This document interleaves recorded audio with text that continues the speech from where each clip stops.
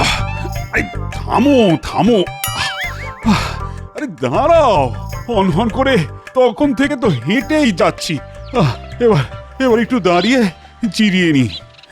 বেশ, তাহলে না হয় একটু থমকে থেমেই চলুন। আসলে ব্যাপারটা হচ্ছে কি, যত তাড়াতাড়ি যাবেন তত তাড়াতাড়ি খাবেন। খাবার সঙ্গে যাবার ব্যাপারটা তুমি কি করে জুড়ে দিচ্ছ বলো তো?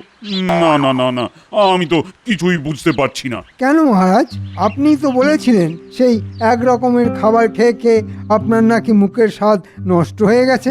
হ্যাঁ হ্যাঁ বলেছি তো, কিন্তু ভুল কি কিছু বলেছি?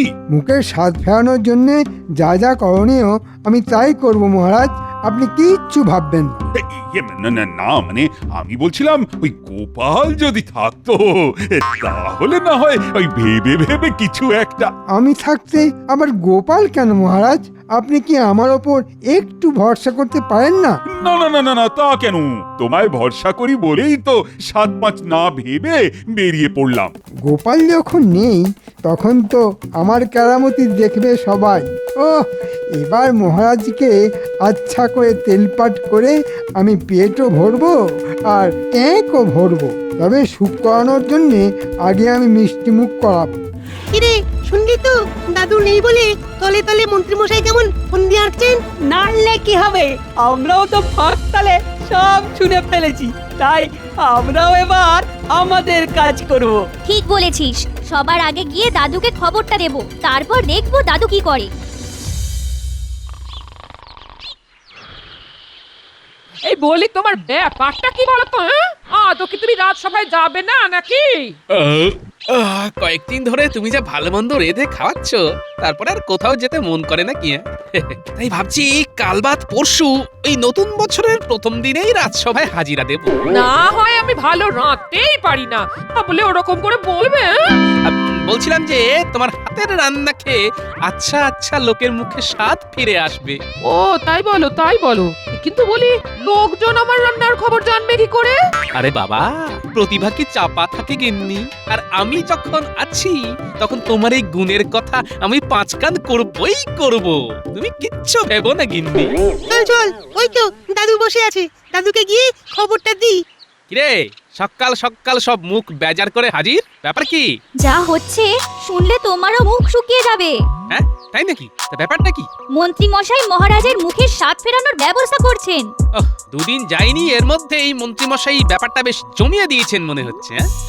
নিজেকে খুব বুদ্ধিমান ভাবো তো, এবার বুঝবে মন্ত্রী মশাই তোমার মুখে চুটকালি মাখাবে। হ্যাঁ, টের পাবে, ঠিক সময় টের পাবে।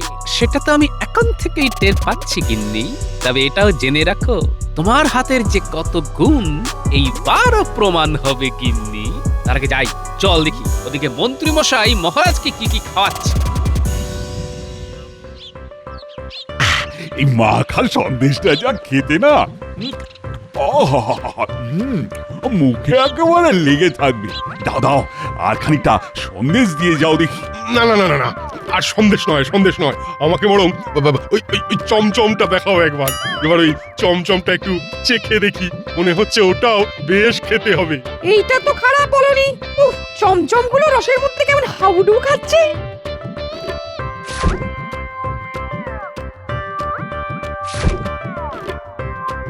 কি দারুণ খেতে, মনে হচ্ছে গামলা শুদ্ধ চমচম একাই পাঠাই পেটে। ও মহারাজ, দেখুন দেখুন, টপ করে মুখে ফেলতেই কেমন পট করে একেবারে মিলিয়ে যাচ্ছে। চমচমটা খেতে ভালো, কিন্তু ওই গোটা কত খেতেই মুখটা কেমন মেরে দিল যেন। না না না, আর মিষ্টি খাবো না, এবার একটু অন্য কিছু খেতে হবে। কিন্তু কিন্তু কি খাই কি খাই কি খাই? আমি এক্ষুনি একটা ব্যবস্থা করে দিচ্ছি। এই যে বাবু, শোনো,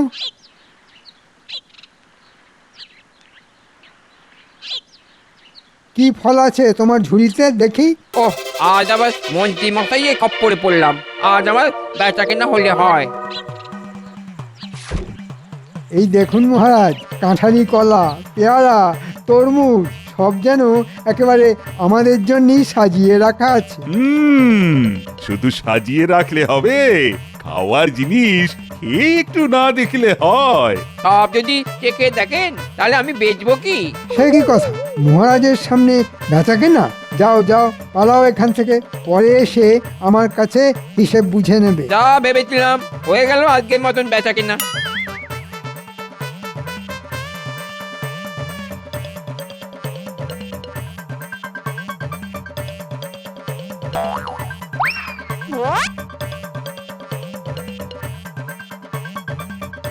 মা, ওইদিকে আবার ঠান্ডা মালাই নিয়ে যাচ্ছে। এবার একটু মালাই খেলে হতো না? কি বলো ভাই? মন্দ কি, আমার মনটাও না কেমন মালাই মালাই করছে। না না, মনকে মোটেও দমন করা উচিত নয়। এই যে চাঁদ, মহারাজকে না খাইয়ে ওরকম লুকিয়ে লুকিয়ে চলে গেলে হবে? দেখি দেখি, ঠান্ডা মালাই ভাঁড় কত দাও দেখি। ও, এই গরমে ঠান্ডা খেতে যা লাগবে না। ও, যতই লুকিয়ে লুকিয়ে যাই না কেন, এর নজর ঠিক পড়বেই। আজ যে আবার কপালে কি আছে?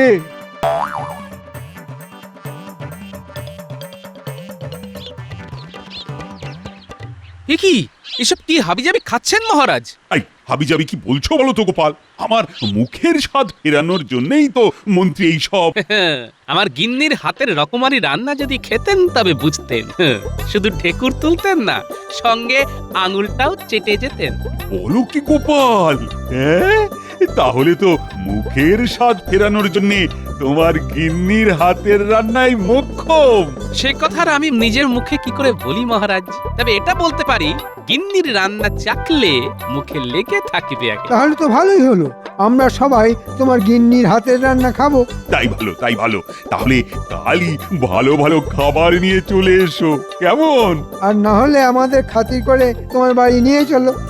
বাবা, বউয়ের সুখ্যাতি করা, হ্যাঁ, এবার বোঝো ঠেলা। কই, এখনো তো গোপালের কোনো দেখা নেই। খাওয়াবার ভয় গোপাল নিশ্চয়ই পালিয়ে গেছে। হ্যাঁ, পালাবে কোথায়? বেটাকে ঠিক ধরে আনবো। ওই ধরে ধরেই তো আপনি কৃষ্ণনগরের সেরা ধরিবাজ মন্ত্রী মশাই, এই বিষয়ে কোনো সন্দেহ নেই। এই তো গোপাল এসে গেছে। হ্যাঁ হ্যাঁ, এবার তাহলে আসল কাজটা সেরে ফেলুন মহারাজ। তাহলে বলো গোপাল, তুমি কবে কিভাবে খাওয়াতে চাও? মহারাজ, অনেক ভেবে দেখলাম, আমাকে যদি 1 বছর পরে, হ্যাঁ? বলো কি, 1 বছর পরে খাওয়াবে? বলতে দিন, আমাকে বলতে দিন মহারাজ। এই আজ ধার কাল বাকি আমার পছন্দ নয়। চার বাবা, বাঁচলাম। পছন্দ নয়টা তো নয় বুঝলাম, কিন্তু পছন্দটা কি? তবে আপনি যদি ভাবেন টাটকা না খেয়ে বাসি খাবেন। তার মানে বাসি? হ্যাঁ, খেতে চেয়েছি বলে বাসি খেয়ে মরতে হবে? আর বাবা, একটা কিছু উপায় তো বলবে, নাকি এভাবেই আমাদের ঘোরাবে? হ্যাঁ, বলো বলো বলো, কি উপায়? তাহলে আর কি, আসুন বসুন, কি খাবেন বলে? গরম গরম। বেশ বেশ, তবে তাই হবে। কিন্তু আমি তো এখনো শেষ করিনি মহারাজ। হ্যাঁ, তার মানে এটাও নয়? একদম ঠিক মহারাজ, খাবেনই যখন তখন একটু ধীরে সুস্থে খেলেই তো ভালো। গোপাল, ও গোপাল, আমারও খুব জানতে ইচ্ছে করছে। না মানে তুমি ঠিক খাওয়াবে তো? আপনি যখন নিজে মুখে বলেছেন, তখন না খাইয়ে কি এর উপায় আছে মহারাজ? ওহ, বেটা একেবারে ঘেঁটে ঘ করে দিল দেখছি। তাই মহারাজ, আমি বলছিলাম কি, আমি চাই যে যা নিজের মতো করে নিজের ঘরেই খাক। হ্যাঁ, সে আবার কি? সে তো এমনি এমনি সবাই খায়। আমাকে বলতে দিন মন্ত্রী মশাই, আমি না হয় মনপসন্দ খাবার পৌঁছে দেব। সত্যি গোপাল, দেখে দেখে খাওয়ানোর একটা উপায় বার করেছো বটে। মহারাজের ইচ্ছে বলে কথা, ফেলে তো দিতে পারি না। আর তাছাড়াও আরেকটা কারণ যে আছে মহারাজ। আবার কি কারণ? কাল নববর্ষের দিনেই যে আমি আর আমার গিন্নি মিলে একটা নতুন ব্যবসা শুরু করছি, সেটারও শুভ সূচনা এইভাবে হয়ে যাবে। এর মধ্যে আবার ব্যবসা কোথা থেকে ঢুকে পড়লো? হ্যাঁ, আমার গিন্নি যে ভালো রাঁধেন সে তো সবাই জানেন। সেই রান্না করা খাবারই আমরা এবার চাহিদা অনুযায়ী বাড়ি বাড়ি পৌঁছে দেব। তাতে তোমার কি লাভ গোপাল? আমার খাইয়ে লাভ, আর আপনাদের খেয়ে লাভ। বেশ ভালো তো, মাছের তেলে মাছ ভাজা। হ্যাঁ হ্যাঁ, করি ফেলবেন আর তেল মাখবেন, আমি কি আপনার পর? বেশ বেশ বেশ, তবে গোপাল যেভাবে চাইছে সেভাবেই না হয় খাওয়াবে। ওরও ব্যবসা হবে আর আমাদেরও পেট ভরবে। কিন্তু তুমি এখন যাচ্ছ কোথায়? ওই যে খাওয়ার ব্যাপারটা আগে থেকে ভালো করে গুছিয়ে নিতে হবে না? কাল নববর্ষের সকাল থেকেই তো গিন্নি তার হাতের কামাল দেখাতে শুরু করবে। তাহলে ওই কথাই থাকলো, রান্না করবে তোমার গিন্নি আর চেটে পুটে খাবো আমরা। তবে নববর্ষের দিনে আর আলাদা আলাদা নয়, একেবারে এই রাজবাড়িতেই পাক পেড়ে বসবো সবাই। হ্যাঁ হ্যাঁ হ্যাঁ। তারপরে ভালো লাগলে যে যার সে তার। গোপালের বাড়ি থেকে খাবার আনার ভারটা আমার উপর ছেড়ে দিন মহারাজ, সেটুকু না হয় আমি দেখে নেব, আর উঁচির কাজ করতে হলে তখনই সেরে নেব। কিন্তু অতি ভক্তি যে চোরের লক্ষণ মন্ত্রী মশাই। তুমি আবার কি বিড়বিড় করছো? না মানে বাবা, তবে আর কি, এদিকের ব্যবস্থা তো সব হয়েই গেল, যাই ওদিকটা সামলাই। কিন্তু মহারাজ, গোপাল যদি এই তালে হালকা পাতলা কিছু খাইয়ে দেয় আর বলে এটা গিন্নির তৈরি বিশেষ রান্না, আর সেসব খেয়ে যদি আমরা প্রশংসা করি তাহলে কিন্তু আরো পেয়ে বসবে। হ্যাঁ, কিন্তু মুখের উপর খারাপ হয়েছে সেটাই বা বলি কি করে? না না না, ভালোকে তো ভালো বলতেই হবে, তবে খারাপ হলেই না ঠিক একেবারে মালুম পাইয়ে দেব। বেটা টেকো গোপাল ভেবেছে এইভাবে এক ঢিলে দুই পাখি মারবে, মহারাজকে খুশি করবে আবার গিন্নি রান্নার ব্যবসা জমাবে। কিন্তু আমি যে সেটা হতে দেব না গোপাল, নববর্ষের দিনেই তোমার ব্যবসা আমি চৌপাট করছি। এই কই রে, কোথায় গেলি সব? ঠাকুর মশাই তো এক্ষুনি চলে আসবেন। দে দে দে, হাতে হাতে সব জোগাড় গুলো দে দেখি। এই তো দিদা, সব তোমার হাতের কাছেই আছে, যেটাই বলবে সেটাই দিয়ে দেব। আমরা কিন্তু যেমন বলেছিলে ঠিক তেমনি বেলপাতা আর ফুল নিয়ে চলে এসেছি। আর কি কি কাজ করতে হবে বলে ফেলো দিদা, আমরা না একেবারে গায়ে গতরে খেটে দেবো। ও, তোরা জানো কি একেবারে বাধ্য ছেলে। কিন্তু কই, ব্রাহ্মণ তো এখনো এলেন না। উনুন পুজো না করে দিলে যে উনুন চাপাতে পারছি না। ওই তো দাদু ওদের সঙ্গে করেই নিয়ে আসছে, তার মানে এক্ষুনি পুজো শুরু হয়ে যাবে। আরে তিথি তিথি যা পড়ার পড়ে গেছে, নিন নিন নিন, এবার মন্ত্রটা তাড়াতাড়ি পড়ে ঘরে উনুনটা জ্বেলে দিন। হ্যাঁ হ্যাঁ, আমি তো একেবারে তৈরি হয়েই এসেছি। নববর্ষে একদম শাস্ত্রীয় মতেই উনুন পুজো হবে, আর তারপর রান্না শুরু হবে। হবে তো বলছেন, কিন্তু হচ্ছে কই? তবে তোরা আর দাঁড়িয়ে থাকিস না, হই হই করে দিদার হাতের গরম রান্নার খবরটা পাঁচকান করে দে। ঠিক বলেছো দাদু, লোকজন জানলে তবেই তো খাবারের ফর্দ ধরাবে। চল তাহলে, এখানে দাঁড়িয়ে সময় নষ্ট করে লাভ নেই, সবাইকে শুভ নববর্ষ বলি আর শুভ খবরটাও দিই।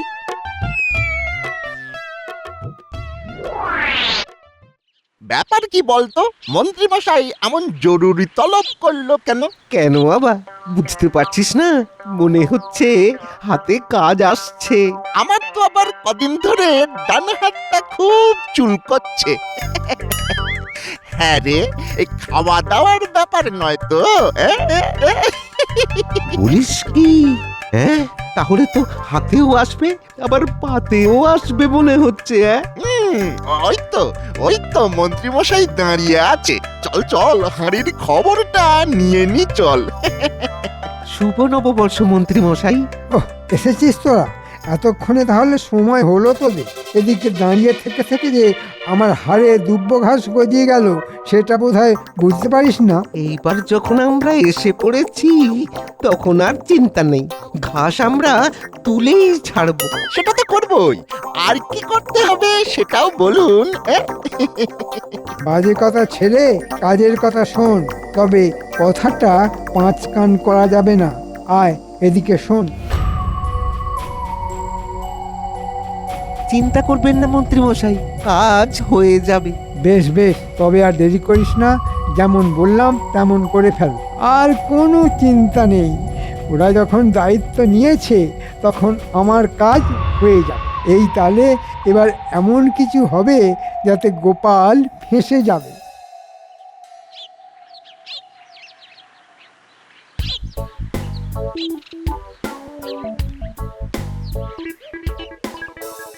এবার যেমন যেমন বলেছি সেরকম এক একটা কাগজে নাম লিখে আমার হাতে দিয়ে দেখি।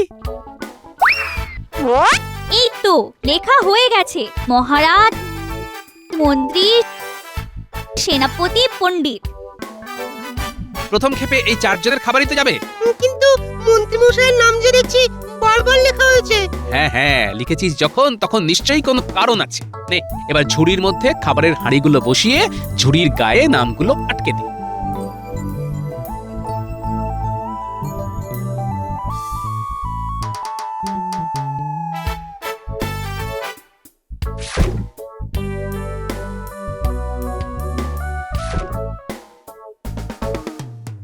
মন্ত্রী মশাইয়ের নাম 4টে ঝুড়ির গায়ে, আর মহারাজের নামে 2টো ঝুড়ি, সেনাপতির নামে 1টা, আর পণ্ডিতের নামে 1টা। কেন কেন কেন এমনটা কেন হলো দাদু?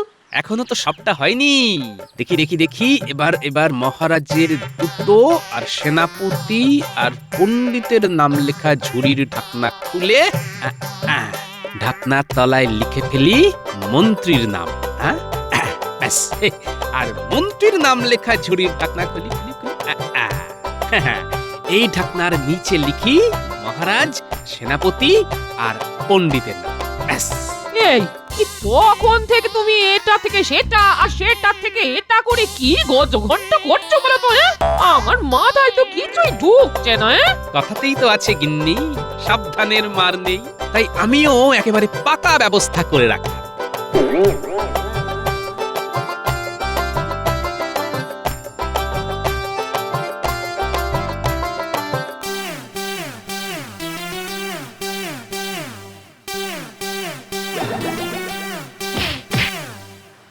কই গো, তোমাদের রান্না হলো? আমরা যে সবার জন্য ওই খাবার নিতে চলে এলাম গো। এই তো একেবারে সব সাজিয়ে গুছিয়ে রেখেছি, তোমরা নাও আর গাড়িতে তোলো। বাকি খাবার না হয় আমি আরেকটা গাড়িতে করে নিয়ে যাচ্ছি।